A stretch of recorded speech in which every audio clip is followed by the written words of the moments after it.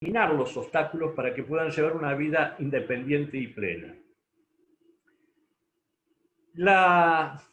El paradigma de la discapacidad o la temática de la discapacidad ha tenido una percepción distinta a través de los años. Nosotros decimos, bueno, el paradigma tradicional era de la marginación y el aislamiento. La persona con discapacidad, como no podía integrarse a un sistema productivo, no servía. Entonces, se la aislaba totalmente. Después pasamos a un paradigma biológico rehabilitador, que generalmente lo identificamos o se da entre las dos grandes guerras, la Primera y la Segunda Guerra Mundial. Así, todo lo que estamos buscando, o lo que se buscaba, era que la persona alcance el estado más cercano a lo que, entre comillas, considerábamos normalidad. Recién a fines del siglo XX e inicios del XXI, empezamos con lo que se conoce como el paradigma de los derechos humanos. O sea, que la persona con discapacidad esté en condiciones de asumir la dirección de su propia vida en una sociedad accesible. En realidad, nosotros decimos que estamos en un entrechocar de olas. Ole, no era ese el botón. ¿Por qué? Porque todavía no estamos plenamente en el tema de los derechos de las personas con discapacidad. Todavía seguimos o estamos saliendo del paradigma rehabilitador. Todavía las personas con discapacidad no son muy reconocidas en la sociedad o tienen los problemas de integración. Esto, si lo llevamos al mundo del trabajo, los datos duros, el 15% de la población mundial sufre algún tipo de discapacidad. Y de ese 15%, el 80% está en edad de trabajar. A pesar de eso, hay barreras actitudinales y de la información que limitan su integración. Hay un dato que a mí me parece muy importante, como economista, ya no como especialista en el tema de discapacidad, que la OIT, la Organización Internacional de Trabajo, determinó que esta inclusión puede costar a los países entre el 1 y el 7% del Producto Bruto Interno. O sea, no estamos hablando de cuestiones solidarias nada más. Estamos hablando del impacto económico de que las personas con discapacidad no se puedan integrar al sistema. Y este entrechocar de olas y esta falta de integración, uno lo nota en el lenguaje. Durante mucho tiempo se ha tratado de buscar palabras para evitar la verdadera definición de la persona con discapacidad. Y a mí siempre lo que me llamó la atención cuando se había puesto de moda la palabra personas con capacidades especiales. Y yo recuerdo que mi discusión era, todos tenemos capacidades especiales. Así que eso no define a la persona con discapacidad. El problema es que no hablamos de personas, sino que nos centrábamos en la discapacidad. No debemos, si ustedes están viendo en estos momentos la plantilla, el eje principal que lleva todo es personas con. Y en eso nos centramos. ¿De dónde venimos y hacia dónde vamos? ¿Cuál es el objetivo o el plan de inclusiva o de este programa? Cuando hablamos de igualdad, siempre hablamos de a cada persona darle lo mismo. En la evolución de este concepto empezamos a hablar de equidad. No es cuestión de darle a todos lo mismo, sino darle a cada uno lo que necesita. Cuando analizábamos la charla, los talleres, el programa, qué orientación le íbamos a dar, los que nos planteábamos era, bueno, pero en realidad, ¿qué buscamos? ¿Igualdad? ¿Equidad? ¿O qué? Y en realidad nuestro objetivo era derribar barreras, buscar la igualdad, la equidad, pero en realidad que toda la gente esté dentro de la cancha. En el caso particular que me toca a mí es con el tema de las personas con discapacidad. También está el tema de género, que hoy es un tema, yo no me animo a decir de moda, pero que gracias a Dios está pujante o está con fuerza. Yo no los voy a distraer más con temas comunes y con los que estamos hablando, porque la idea a continuación es dar pie para que gente que ha vivido este desarraigo, esta exclusión del sistema de trabajo, cómo lo ha solucionado.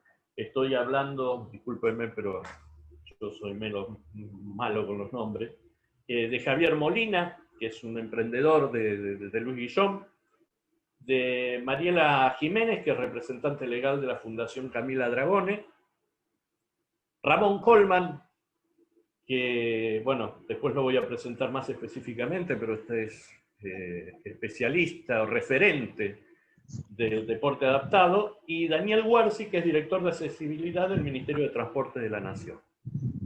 Le voy a pedir ahora a Javier, que lo estoy viendo acá, bueno, si se presenta mejor él. Hoy estuvimos hablando sobre el tema y me parece que su experiencia, su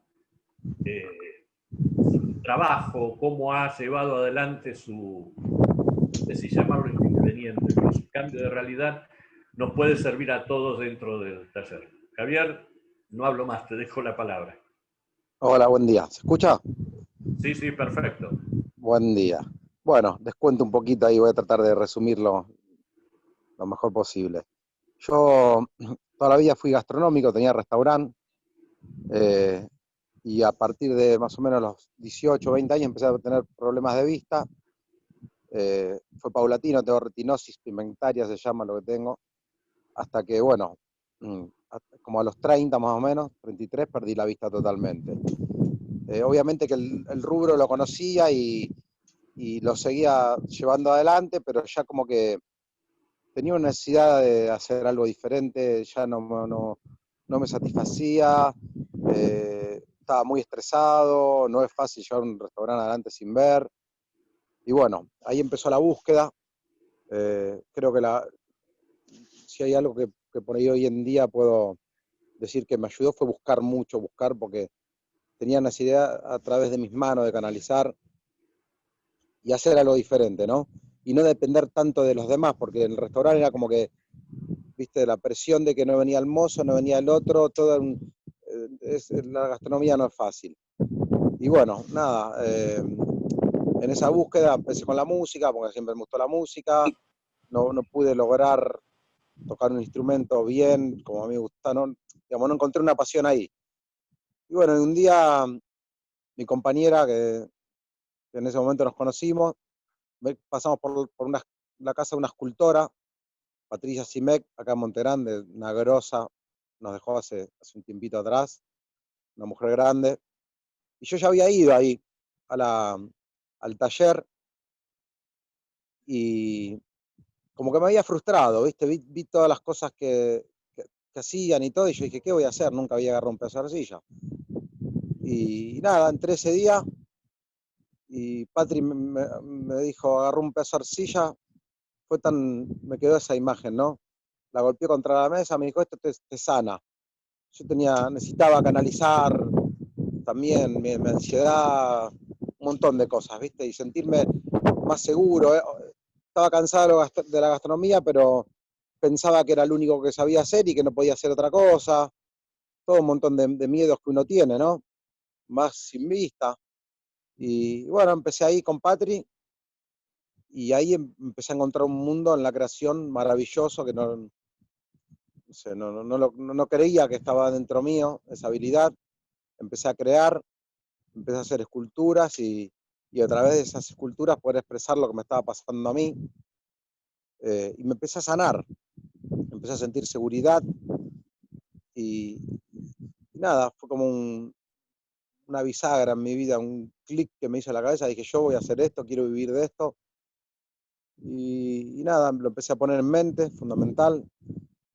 Y hasta que un día tuve la suerte de vender el restaurante, que digamos, no lo estaba buscando, pero por un lado lo quería dejar y por otro lado los miedos, qué voy a hacer, qué no voy a hacer. Y bueno, se dio, me dejé llevar por esa energía de la creación y la pasión, ¿no? Y bueno, nada, tuve un año, la venta del restaurante me dio la posibilidad de tener un tiempo de descanso que hacía mucho que no tenía, porque la gastronomía son muy esclavos, muchos años, fueron 25 años. Y bueno, y ahí empecé a ver qué hacer y apareció la madera, en mi vida. Comencé acá en mi casa con unas herramientas de mano, a comprar materiales de demolición, puertas, ventanas viejas, persianas, y hacer cosas con eso, muy, muy amateur y en mi casa. Y nada, un día tenía que hacer una mesa para una persona que me había encargado, y había unos cortes que no los podíamos hacer acá, en mi casa, con las herramientas que yo tenía, y bueno, fui a un carpintero acá cerca, y bueno, la verdad que tuve suerte. Voy a hacer un paréntesis en algo, que se me abrieron las puertas. A mí Patricia me abrió las puertas en su taller con respecto a lo que es la creación, la cerámica, la arcilla y sus hijos, todo. Ahí empezó mi vida creativa. Y después, bueno, encontré también en una carpintería acá de un carpintero de muchos años en Monte Grande, también las puertas, me abrieron las puertas. Cuando él vio lo que yo estaba haciendo en mi casa, sin ver, me dice: vos tenés que venir a mi taller a laburar, venite a mi taller, venite. Y bueno, ahí me cambió mucho el panorama, pues con muchas más herramientas y ayuda. Obviamente yo tengo una persona que me da una mano, ¿no? Pero somos dos, yo soy el que crea y también le meto un montón de mano, y otra persona que utiliza ciertas máquinas que yo no puedo utilizar. Eh, Comencé de a poquito, empezamos vendiendo sillas en la ruta con mi señora, unas sillitas de madera que hacíamos en la carpintería. Y bueno, y después nada, empecé a hacer muebles, espejos, un montón de cosas. Y ya hace 9 años que estoy con esto. Soy el sustento de mi familia y, y adquirí una libertad que no tenía, porque el restaurante era era muy esclavo y depender de muchas personas y nada, ahora dependo exclusivamente casi de mí y soy el sustento de mi familia, tengo mis hijos. Eh, Laburamos, mi mujer me ayuda con lo que es las pinturas y eso, yo no pinto, pero bueno, nada, de pensar que lo único que podía hacer era lo que sabía viendo, sin ver encontré todo este mundo maravilloso de la creación y el arte, y que me dio muchísima seguridad, ¿no? Y en mis manos está el sustento de mi vida hoy en día. La verdad que me siento un afortunado. Y yo qué sé, la búsqueda es fundamental, ¿no? Yo encontré una pasión y hago lo que me gusta. La verdad que, y bueno, y los talleres son fundamentales porque el oficio te da un montón de herramientas para poder sostenerte, ¿no? En esta vida que nos toca vivir a todos, cada uno como le toca. Hoy, cuando hablábamos con Javier para esta presentación, yo le comentaba es que tranquilamente yo hubiera podido comentar cuál era su experiencia, pero si yo lo comento es una motivación y que su testimonio es importante como para marcar su experiencia de vida, lo cual me parece riquísimo y bueno, te agradezco, Javier, que lo hayas compartido. No va a ser la última vez que te molestemos para hacer tu presentación y que participes de otros talleres. Gracias, No, Javier. al contrario, a ustedes, la verdad que es maravilloso lo que están haciendo. No tenía mucha información, a mí me convocó Cristina y bueno, estuve en el Zoom anterior y la verdad que es muy, muy bueno lo que están haciendo, me encantó. De hecho, nosotros empezamos hago una cortita, ahora en época de pandemia empezamos a cocinar para unos merenderos acá en casa y teníamos idea de hacer una escuela de oficio y bueno, justo me llamó Cris con esto todo y me encantó la idea de sumarnos. Y bueno, hay una página de Hecho Monte Grande que muestra un poquito lo que estamos haciendo ahora. Estamos ayudando a un merendero de acá en Monte Grande en esta pandemia que está bastante complicada para mucha gente que no tiene posibilidades. Y bueno, siempre yendo para adelante, fundamental. La verdad que muy Javier, agradecido también de estar Javier, acá. yo soy Sergio Godoy, presidente de la Fundación. La verdad, me emociona mucho lo que vos decís porque sos una persona increíble. Y te voy a decir una cosa, lamenté tanto que se haya cerrado ese restaurante tan rico que íbamos Ah, tanto. ¿conociste? Tremolina, ¿cómo no vamos a conocerlo? La verdad, sos un gran cocinero, un gran chef, y la verdad lo lamento por un lado y por el otro lado, ahora que te escucho, me encanta esta experiencia que has tenido de poderte renovar y rearmarte nuevamente y contar con la Fundación del Plata para todo lo que vos necesites. Contanos, Bueno, la verdad que no solo para este taller y para este Zoom y para esto, contalo para tu vida, porque esto es lo que nosotros tenemos que hacer, armar estos puentes de vida y que la verdad eras para mí un ejemplo como cocinero, porque comías muy bien ahí y ahora sos bueno, un ejemplo de vida para todos nosotros. Muchas gracias por estar, muchas gracias, muchas gracias. Javier. Están las puertas de mi carpintería abiertas para quien quiera venir. Ustedes me conectan y si quieren traer gente a ver todo, está bueno porque ven, digamos, en vivo e indirecto lo que hago y que se puede, digamos, porque Sí. una cosa es escuchar y otra cosa es estar y verlo, tocarlo, no sé, el que no ve, viste. Gracias Muchas por tu gracias, la verdad que, generosidad, Gracias por tu no, a generosidad, ustedes, Javier. muchísimas gracias. Y los felicito, la Gracias, verdad los felicito. gracias Javier. No, te felicitamos a vos. Bueno, ahora le voy a pedir a Mariela Jiménez, que es representante legal de la Fundación Camila Dragone, con la que también estuvimos hablando en el día de ayer, para que nos cuente su testimonio de vida y cómo llevaron adelante ellos la fundación y los motivos que los llevaron a llevarlo adelante. Mariela, todo tuyo. Hola, ¿qué tal? Buen día. Bueno, creo que todos tenemos un mismo punto, ¿no?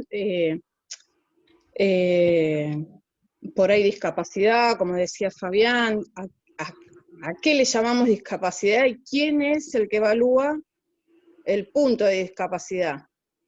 Creo que esa es una de las cosas que más me preocupan. ¿Quién es el que, como hablaba Fabián, de la equidad, y quién es el que pone en la balanza? Yo tengo a mi hija más grande, que es Camila, que es una nena que la buscamos muchísimo para tenerla, no podía quedar embarazada, todos los medios, todos. Soy una persona grande, una persona que, nada, se dio, nace Cami, empezamos a crecer con ella, a ver qué posibilidades hay. Cuando empezamos a escolarizarla nos dimos cuenta de que yo, como toda mamá, ¿no? Queremos lo mejor y bueno, busqué, hasta que en un momento me fui cruzando con gente en el camino y decidí armar un lugar donde yo pudiera darle a otros chicos, en realidad a Camila y a otros chicos, lo que yo quería para Camila o lo que cualquiera quiere para sus hijos. Y de ahí nace la fundación, hace 11 años que está. Sergio fue uno de los que me armó la fundación. Imagínense, mujer, cómo lo fastidié hasta que tuvimos los papeles en condiciones, pudimos alquilar una casa que le hicimos, ahí arrancamos en el 2010, y hace 2 años tenemos nuestro propio edificio, adaptado todo como a mí me gustaba, con la gente que yo quiero, con los chicos que yo quiero, y funcionamos como una gran familia. Nada, nos da mucho trabajo, es todo el día pensar en mis hijos y en mis chicos, que son para mí mis hijos.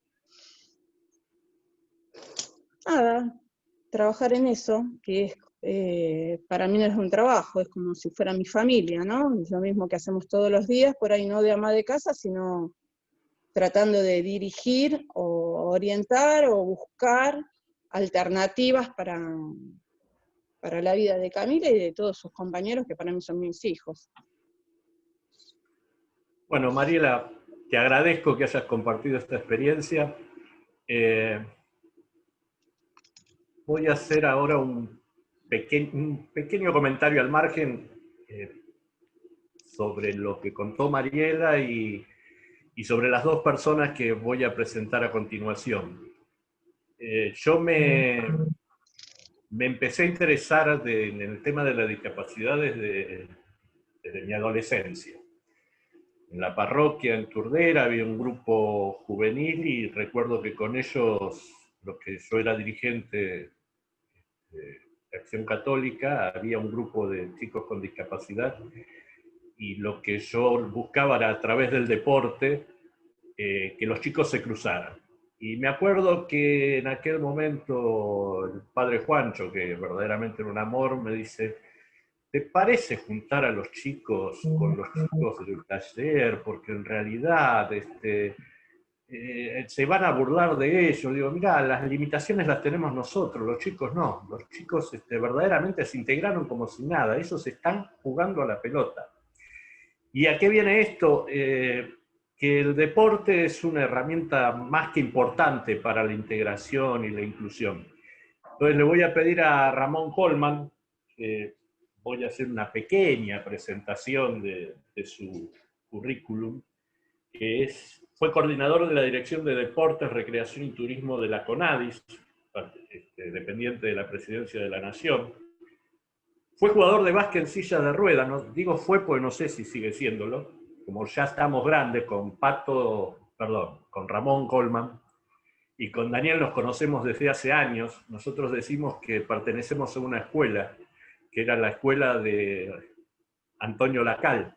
Antonio Lacal fue un funcionario de la OIT muy referente en nuestro país, fue uno de los creadores de la CONADI, fundador del GLAR, que es el Grupo Latinoamericano de Rehabilitación Profesional. Lamentablemente hoy no está presente físicamente con nosotros, pero siempre lo tenemos presente cuando retomamos las conversaciones con Daniel, Gustavo, un amigo que no pudo participar, que hoy está como participando en la ANDIS, que es la Agencia Nacional de Discapacidad, y con Pato. Siempre recordamos que él nos tuvo bajo su ala y nos fue educando. Y fue una referencia.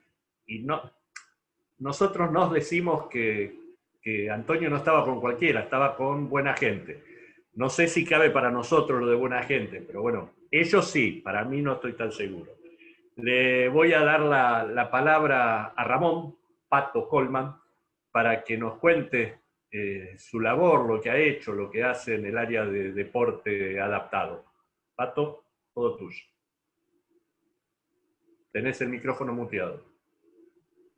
Ahí. Bien, muy buenos días a todos y la verdad que primero agradecerle a la organización y a sus integrantes por invitarnos y por tener esta iniciativa tan plena, por lo que veo, de sentimiento solidario. Creo que es el sendero realmente para que los logros colectivos se coronen para el bien de la comunidad y en este caso específico con gratitud también que va a ser para las personas con discapacidad. Así que con la alegría que también comparto con ustedes y la emoción, brevemente voy a tratar de, por supuesto, de transmitirles alguna información y mis vivencias con respecto a una persona con discapacidad y el que ha transitado por los deportes adaptados. Obviamente mi homenaje y la alegría de haber compartido muchos momentos con el profesor Antonio Lacal Zucco, quien ha sido director del Servicio Nacional de Rehabilitación y quien ha llevado a generar grandes profesionales, porque en su época el Servicio Nacional de Rehabilitación tenía varios cursos técnicos de distintas características, incluso yo hice ahí la parte de informática. Así que dicho esto, obviamente es realmente para mí, empezando, creo que cuando una persona con discapacidad o en el seno familiar ingresa una persona con discapacidad, es un tema difícil, y estaba escuchando tanto a Javier como a Mariela y la verdad que comparto plenamente, por más que tal vez las situaciones siempre son distintas, pero también hay que marcar que este desafío, que es realmente el poder llevar adelante todas las vivencias que va generando, es también en el caso de las actividades recreativas, deportivas, muy importante. ¿Por qué? Porque con las actividades recreativas y deportivas nos permite redescubrir nuestras capacidades remanentes, que por ahí ya uno pensaba que no existía, y no solo eso, sino también ir, ¿no es cierto?, reconstituyendo todo lo que es digamos, todo lo que uno emocionalmente le ha ido bajando, que nos bajonea, por supuesto, y ni quiero pensar a aquellos que en una determinada edad, yo siempre digo, no es lo mismo estar de 10 y de repente estar en 0 y salir de ahí. Así que es muy importante esa valoración, ¿no es cierto?, personal, y la actividad recreativa y deportiva permite eso, incluso también dentro del ámbito familiar, y de acuerdo a eso, también en el ámbito de la sociedad. Y pongo de ejemplo, o sea, distintas características, como ser el deporte recreativo, nos permite compartir, nos permite sentirnos nuevamente vivos, nos permite también salir, porque hay que acordarse, nosotros los que tenemos más años, creo que gracias a Dios ya no existe más, pero antes existía el cuartito del fondo. Desgraciadamente las personas con discapacidad estaba prácticamente recluido. Nosotros aquí, yo soy de La Matanza, y en el 2000 habíamos hecho un relevamiento justamente con la asistencia del profesor Antonio Lacalzuco y el doctor Sistrinovich, quien es un amigo también espectacular y para nosotros también, asesorados por ellos, y encontramos una chiquita en Ciudad Evita que se había accidentado a los 10 años y tenía 19 y nunca más salió de ahí. Y la hemos llevado a que pudiera ir, llegó a ser campeón argentino de tenis de mesa. Así que, como siempre nos decía ella, yo nací cuando ustedes me han encontrado. Así que el deporte te lleva incluso hasta esas posibilidades y también a grandes logros. Y también acá pongo de ejemplo por ahí no sé si conocen todos, a Gustavo Fernández, quien desde hace 2 años es número 1 del mundo en tenis adaptado. Voy diciendo distintos ejemplos como para que podamos ir. Y no solo la Argentina tuvieron ese tipo de ejemplos. También a nivel individual y de equipo, porque los equipos tanto femeninos de básquet como de varones, de básquet sobre silla de ruedas, fueron campeones del mundo.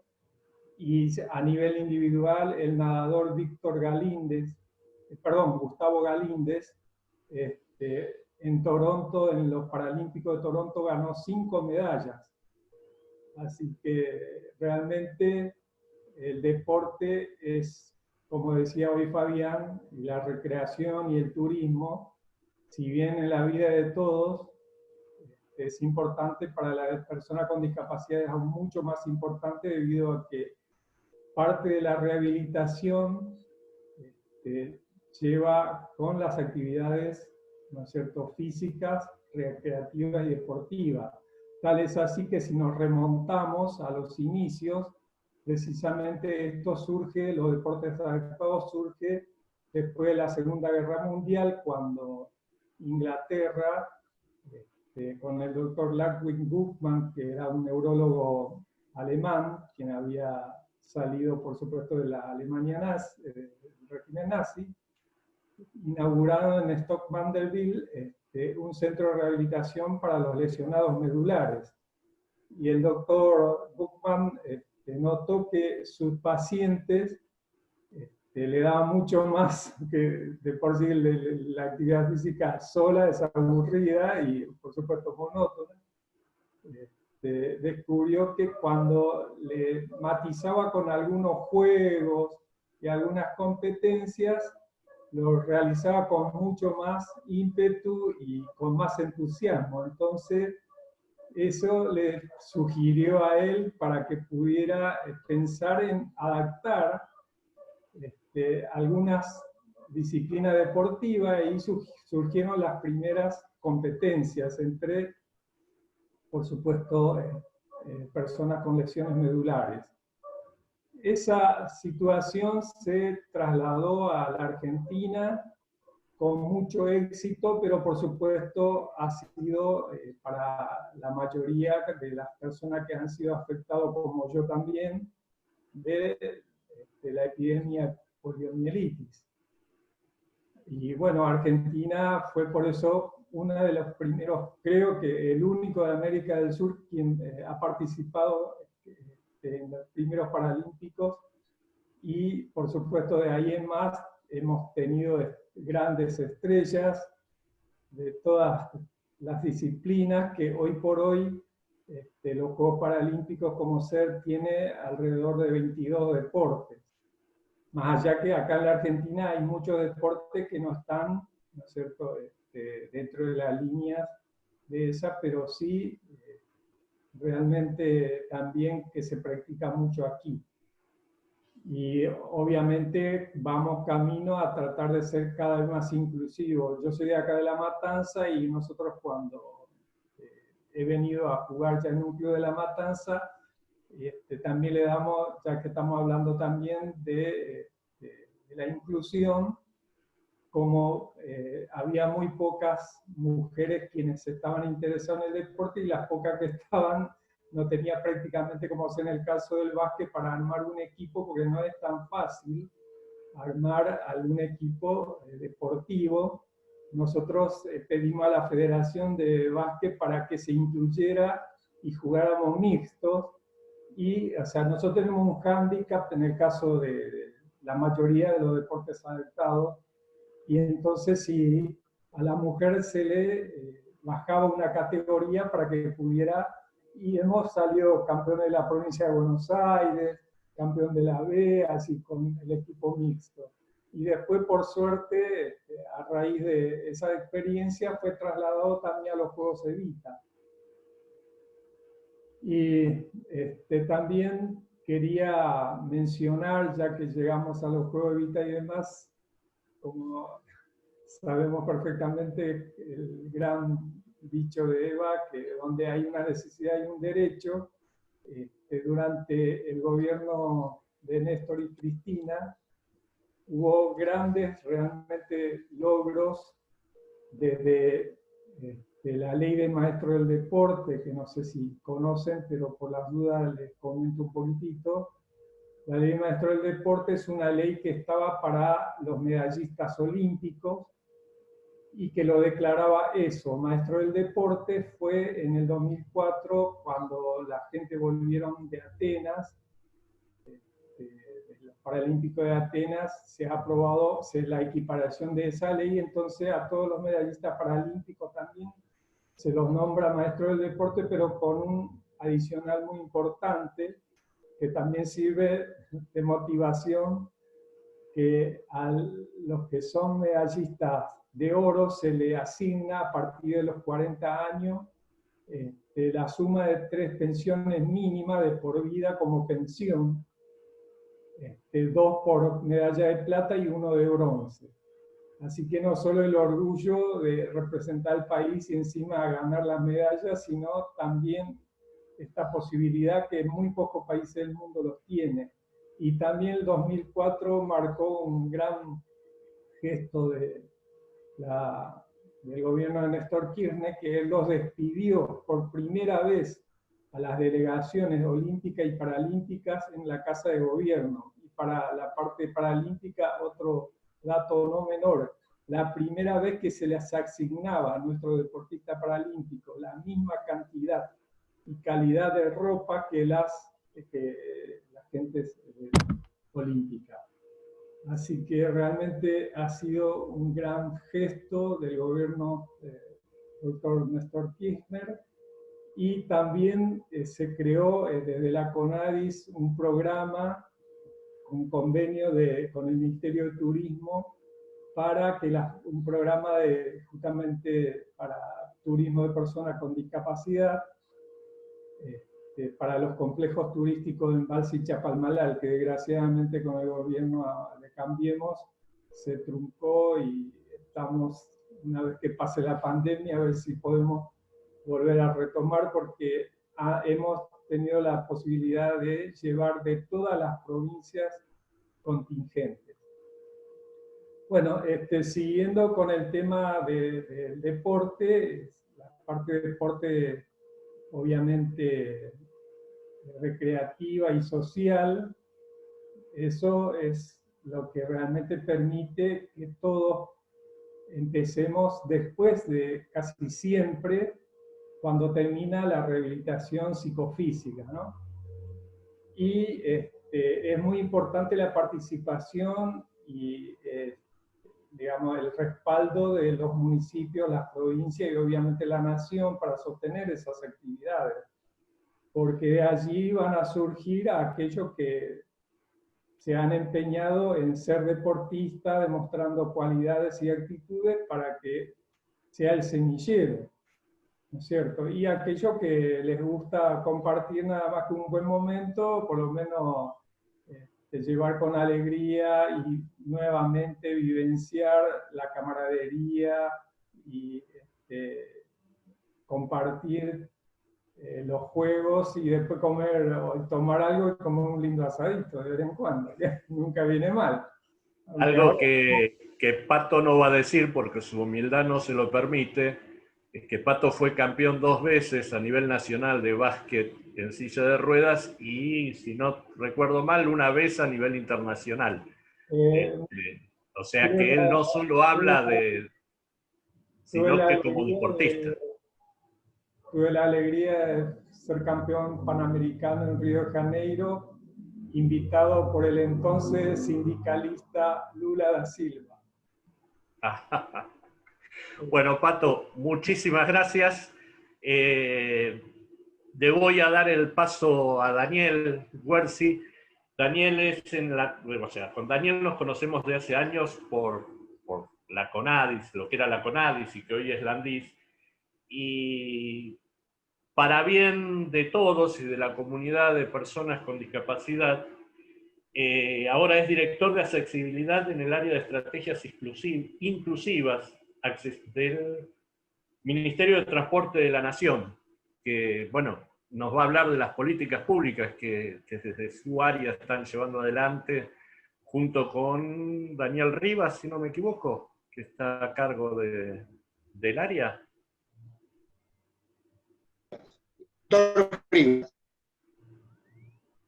¿Me escuchan? Ahí sí. El doctor Jorge Rivas. Jorge Rivas.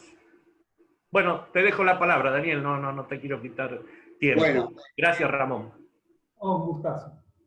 Gracias, Ramón, gracias, Fabián, por la invitación. Ante todo, quiero dar las gracias a la Fundación del Plata, a la Embajada de Japón, al Senado de la Nación y a todos los organizadores, y bueno, al BID también está incorporado dentro de esta estrategia colectiva que desde ya me sumé inmediatamente a propuesta de Fabián, porque realmente me pareció algo muy importante y que viene a cubrir parte de una enorme deuda que toda la sociedad tiene con las personas con discapacidad. Antes que nada, quería tener unas palabras sobre el profesor Lacal, para quienes no lo conocieron y no conocieron su trayectoria. El profesor Lacal fue miembro de la Fundación Eva Perón, trabajó desde muy joven con Eva Perón. Nosotros que nos consideramos en parte discípulos de él, es un orgullo y recordarles a todos que el profesor también trabajó no solamente para el gobierno de la República Argentina, sino también para el gobierno de México, el gobierno de Venezuela y el gobierno del Perú. Bueno, dicho esto, voy a hacer una breve introducción. Mi nombre es Daniel Huersi, soy licenciado en Administración y Gestión de Políticas Sociales, tengo una maestría en la Universidad Austral sobre recursos humanos y soy maestrando con la tesis presentada en la UNTREF en políticas sociales urbanas. He trabajado más de 20 años en la CONADIS, conocí al profesor Lactal y he tenido la gran satisfacción de poder acompañarlos, y me ha enseñado muchísimo y ha sido realmente un faro para mi formación profesional. Bueno, en la actualidad estoy acompañando por designación del presidente de la Nación al doctor Jorge Rivas, que muchos de ustedes lo deben conocer, que fue vicejefe de gabinete en el gobierno del doctor Néstor Kirchner, y 4 veces diputado de la Nación, es un referente socialista a nivel nacional dentro del Frente de Todos. Él está a cargo de la Dirección Nacional de Estrategias Inclusivas, Accesibles y Sustentables del Ministerio de Transporte de la Nación. En mi caso, él me ha dado la responsabilidad y estoy en funciones, aún sin el nombramiento, pero en funciones al fin, de la Dirección de Accesibilidad dentro del Sistema Nacional del Transporte, ¿no? Esto implica todo el sistema de transporte a nivel nacional. Bueno, dentro de las responsabilidades que venimos trabajando con los equipos técnicos, tiene que ver con la accesibilidad a todo el sistema ferroviario metropolitano, que involucra a 284 estaciones de trenes. Un ejemplo es la tarea de terminar todas las obras inconclusas, por ejemplo, de la línea San Martín, o un caso puntual, el caso de la estación Palermo, que lo que ha hecho la gestión del doctor Alberto Fernández es trabajar para que la estación Palermo tenga una conexión directa con el sistema de subterráneos de la línea D, algo que no estaba previsto, y también incorporarle un ascensor a la estación. Todos sabemos que el sistema de escaleras que tiene como barreras la estación, que es una estación que construyeron en la época de los ingleses, cuando ellos manejaban las líneas férreas en nuestro país. Bueno, la idea es que se incorporaran estas medidas para eliminar barreras en el caso de las personas con discapacidad, pero también pensando en una accesibilidad con diseño universal, y que realmente esta eliminación de barreras sea inclusiva, y que esta relación que las personas tienen con el entorno sea realmente la posibilidad del uso y el disfrute para todos los ciudadanos, ¿no? Bueno, este trabajo se está haciendo con las empresas ferroviarias, con el sistema ferroviario, SOFSE, la CNRT, Ferrocarriles, ADIPSE y otras empresas que tienen la responsabilidad. Y bueno, ya está hecho el presupuesto, ya el área de arquitectura que tiene a cargo las obras ya está trabajando en todo el sistema ferroviario metropolitano para tratar de subsanar y hacer accesibles aquellas estaciones que no lo son, remediar diferentes inconvenientes como rampas mal hechas, faltas de pasamanos, y diferentes cuestiones que tienen que ver con la señalética, o solados ápticos que le indican, por ejemplo, a una persona de baja visión o ciega la peligrosidad del borde del andén, o cuando se acerca a una rampa, o que la rampa tenga el descanso, ¿no es cierto? Una serie de cuestiones que tienen que ver con la accesibilidad universal, para que realmente el sistema de transporte, en este caso de ferroviario, y en el área metropolitana, sea realmente accesible para todos.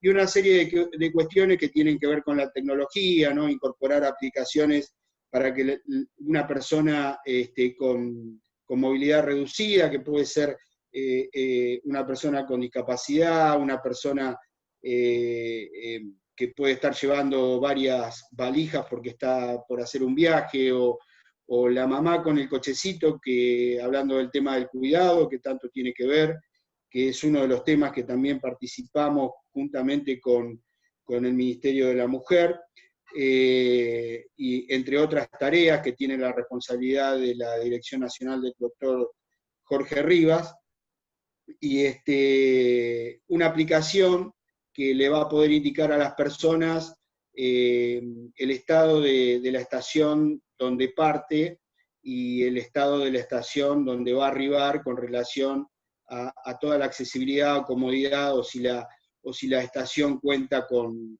un ascensor o no cuenta con ascensor, si tiene rampa o no tiene rampa, o si están habilitados los baños con diseño universal, ¿no?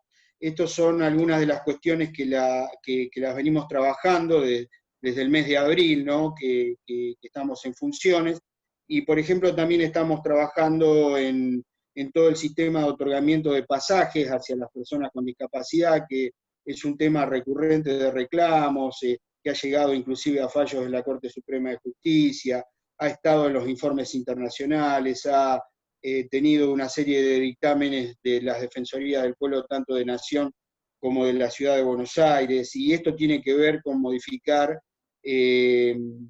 algunos incisos de algunos artículos del decreto 118, y modificar todo el sistema en un trabajo conjunto y planificado con la CNRT, ahí con el licenciado José Arteaga, que es el responsable de la CNRT, que todo su equipo está trabajando muy fuertemente, y en particular la gerencia de calidad en el transporte. Y bueno, la idea es no solamente incluirle al pasaje una leyenda que diga que es un transporte subsidiado por el Estado Nacional, porque antes nadie sabía si el pasaje lo otorgaba la empresa, quién daba ese subsidio, de dónde salía. Bueno, claramente va a tener una leyenda que diga que ese pasaje es subsidiado por el Estado Nacional y que es una acción de un Estado que trata de ampliar derechos, ¿no? Que la búsqueda realmente no es solamente la de derribar las barreras, sino de ampliar derechos.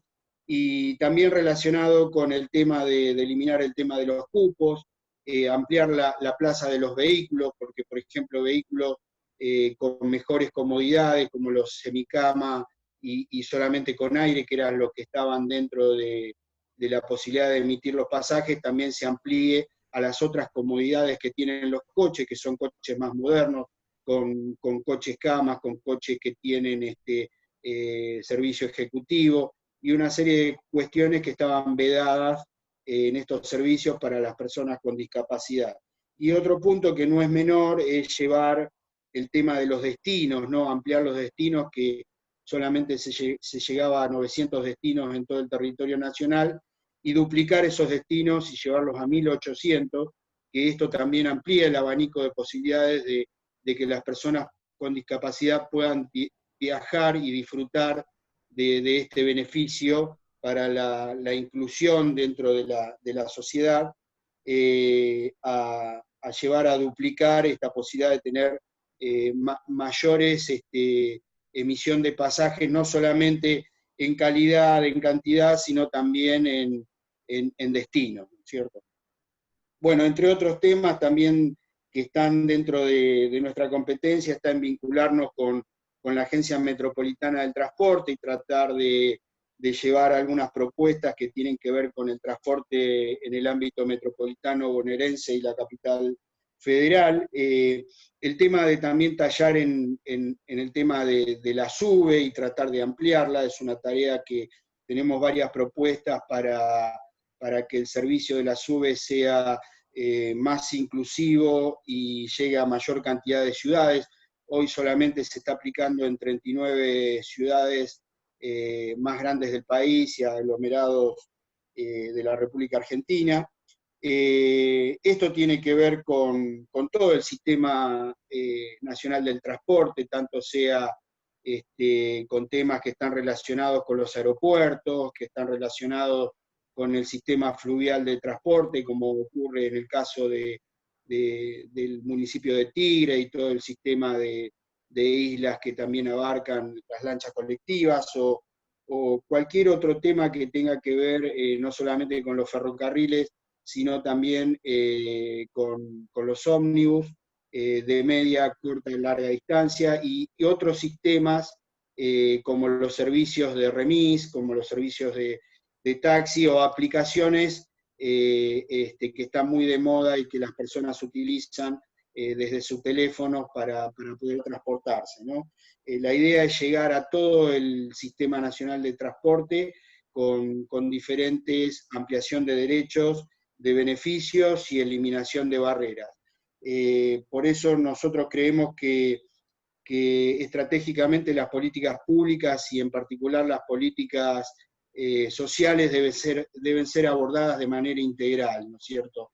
No de manera espasmódica, ¿no? Y bueno, en el caso del proyecto de la Fundación, quiero decir que nuestro trabajo es dar respuesta a las necesidades de las personas.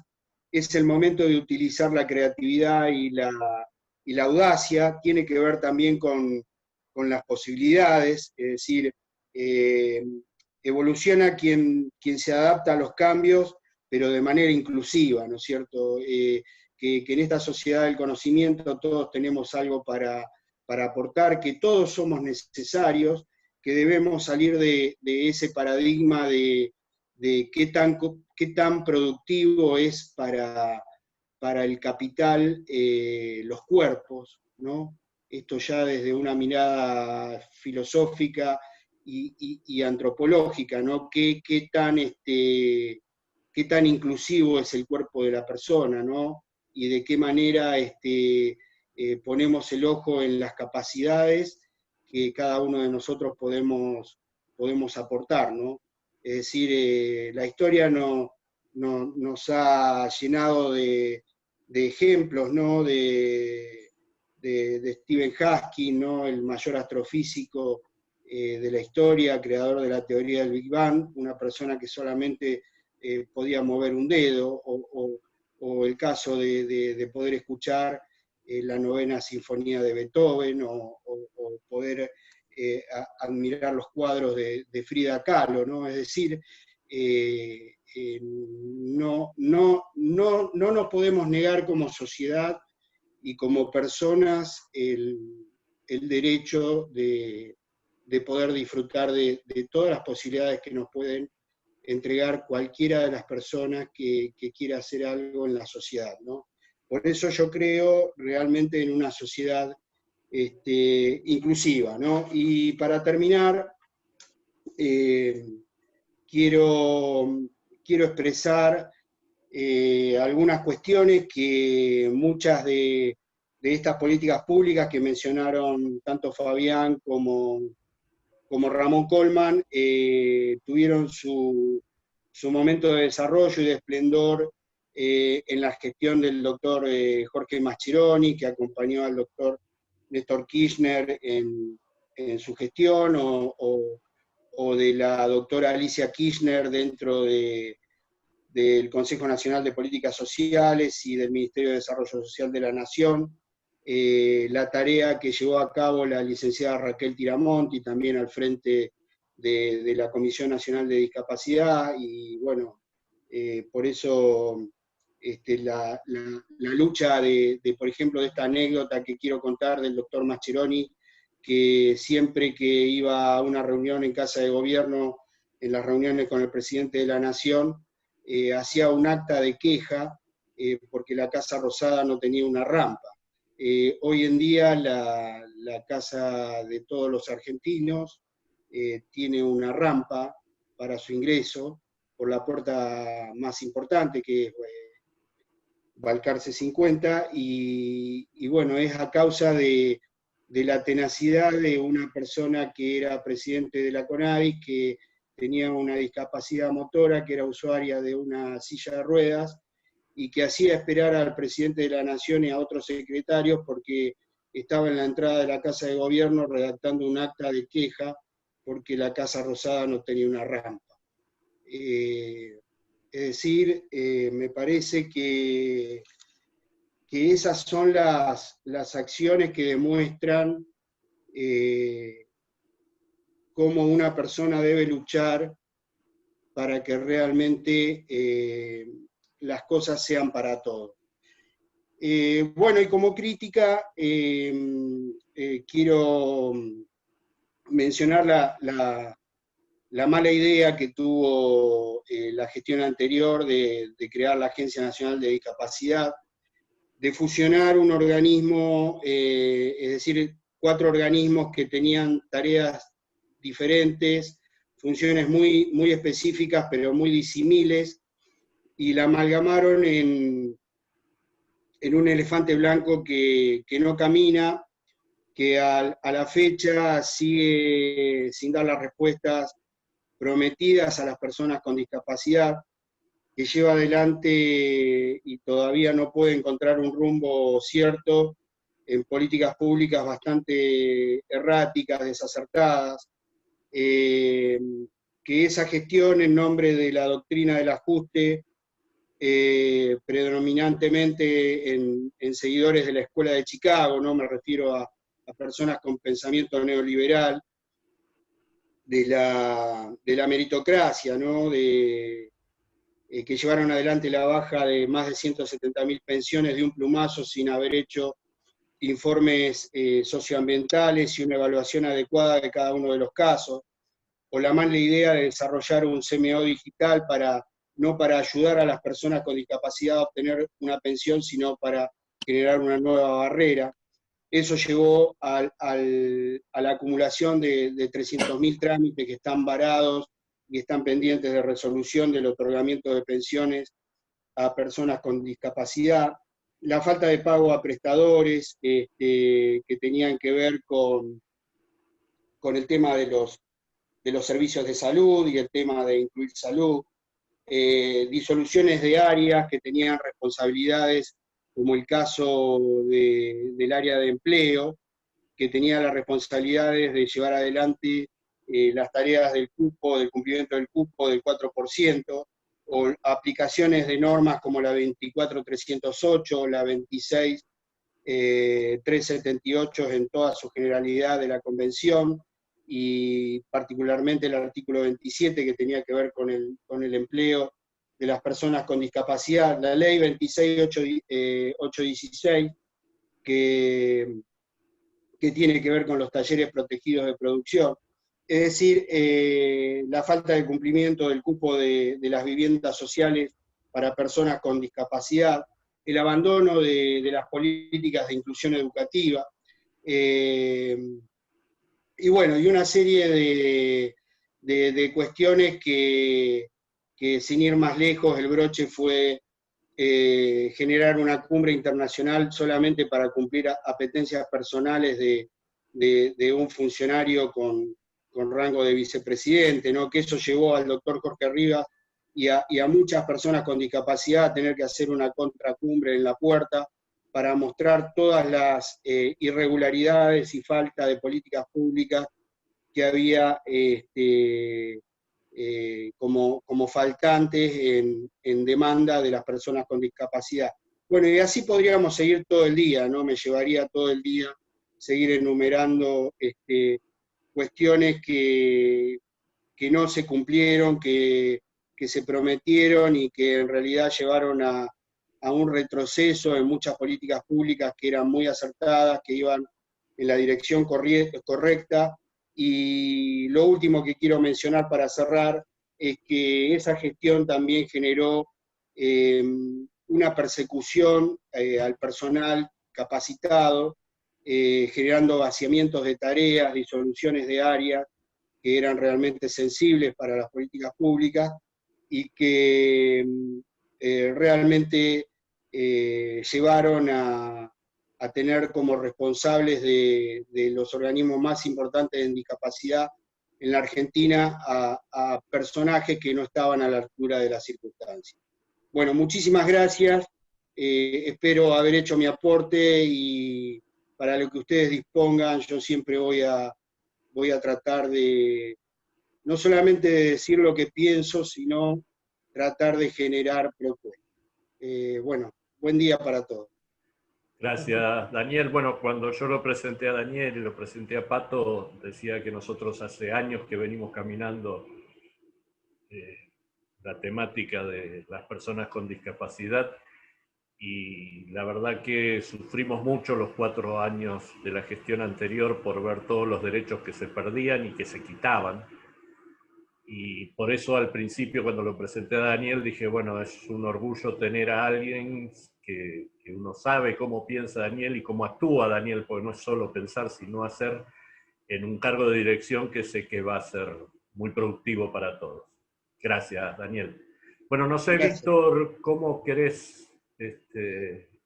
Gracias, Fabián. Bueno, ya nos hemos pasado bastante el tiempo que teníamos previsto. Pedimos disculpas nuevamente por la demora para iniciar este taller. La verdad que ha sido, creo que muy clarificador y aportes muy valiosos de todos los que han expuesto. Fabián, gracias por la conducción del taller.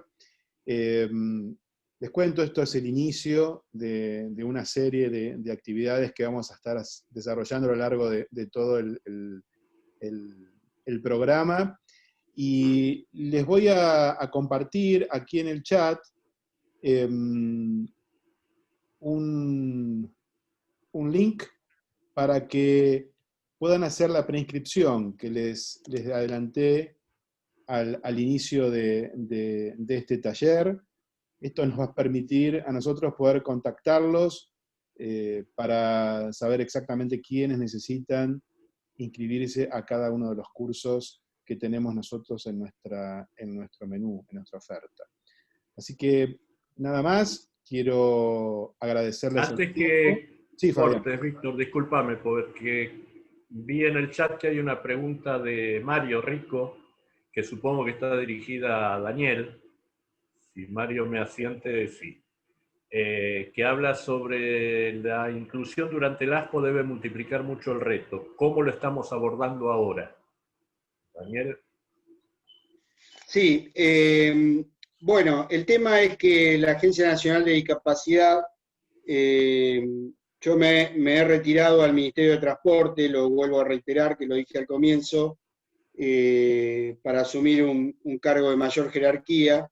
Ha disuelto el área de empleo, es decir, de las 3 demandas más importantes que tienen las personas con discapacidad, esto no lo digo yo, lo dice el INDEC, lo ha hecho también en varias encuestas la UCA y lo ha hecho también la propia Agencia Nacional de Discapacidad.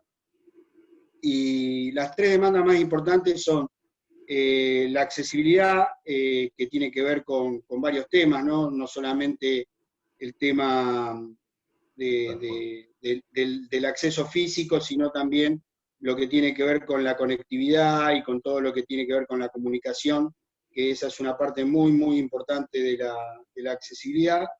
El segundo tema es el tema del empleo, con mayor demanda. El tercer tema es el tema inclusión educativa, ¿no?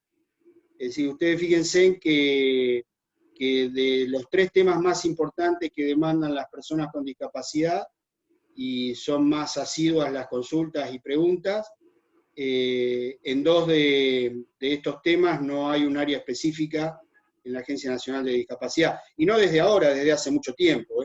Esto también ocurrió en la última gestión de la CONADIS, es decir, no es algo nuevo. Es decir, lamentablemente en la última gestión de la CONADIS también se había disuelto el área de empleo y de trabajo, ¿no? Y bueno, para responderle, yo creo que no hay nada más inclusivo que un recibo de sueldo. Es decir, citando a Robert Castell, ¿no? Cuando él hablaba de la desafiliación, ¿no? Él hablaba que Los trabajadores entraban en un estado de desafiliación cuando perdían el trabajo, el empleo registrado. Entonces perdían el recibo de sueldo, perdían el seguro de salud, perdían el carnet del club, perdían un montón de cuestiones de pertenencia, ¿no? Yo con esto quiero recordar que el trabajo es la tercera etapa de socialización de las personas. La primera es la familia, la segunda es la educativa, y la tercera etapa de socialización de las personas es el empleo. En algunos casos puede ser el ámbito educativo, cuando alguien sigue una carrera educativa y de investigación que después se puede transformar en su propio empleo. Y bueno, y yo en contrapartida a las ideas de Robert Castell, yo creo que la Argentina debe llevar adelante una política de reafiliación, ¿sí? En el caso de los trabajadores que perdieron sus empleos y fueron excluidos del sistema de empleo. Pero en el caso de las personas con discapacidad, en la mayoría de los casos, esta reafiliación va a ser por afiliación, porque va a ser por primera vez, ¿no? Porque nadie puede lamentar lo que nunca tuvo, ¿no? Es decir, si yo nunca tuve ese empleo registrado, no lo voy a poder lamentar. Pero bueno, la idea es que con Inclusiva, con este tipo de iniciativas, con este tipo de apertura, nosotros creemos que se pueden crear los empleos, que se pueden crear emprendedores, a pesar de que también hay que pensar que solamente el 26% de los argentinos son emprendedores, el resto prefiere tener un empleo. Entonces, también hay que reflexionar sobre el cupo del 4% en el Estado, que en el gobierno de Cristina Kirchner estaba en el 1.36% del cumplimiento, y cuando se retiró la gestión de Cambiemos, estaba en el 0.96%, es decir, que fuimos para atrás. Y para eso hay que pensar en un plan quinquenal que pueda ir llevando ese cupo paulatinamente, año tras año, a que realmente se cumpla el cupo. Pero igual no es la panacea del empleo en la República Argentina, el empleo estatal, porque las posibilidades que brinda el empleo abierto, que es el empleo privado, son infinitas como las estrellas del firmamento. Y ahí es donde debemos apuntar. Gracias, Daniel. Víctor, te dejo de nuevo. Muy bien, muchísimas gracias, Daniel. Gracias nuevamente a todos los que han hecho su aporte. Les recuerdo nuevamente, pueden copiar este link para la preinscripción a los cursos, y también les dejo el link de la página de la Fundación. Ahí van a poder encontrar próximamente estos dos talleres, el de discapacidad y el de género. Van a estar ahí los videos para que los puedan compartir con aquellos que no han podido asistir hoy y participar de ellos. Así que muchísimas gracias. Les mandamos un gran abrazo a todos. Muchas Gracias. Nos vemos pronto. Gracias, que tengan Muchas buen día. gracias. Igualmente, gracias. Gracias, Roxana. Gracias, muchas gracias. Adiós, gracias.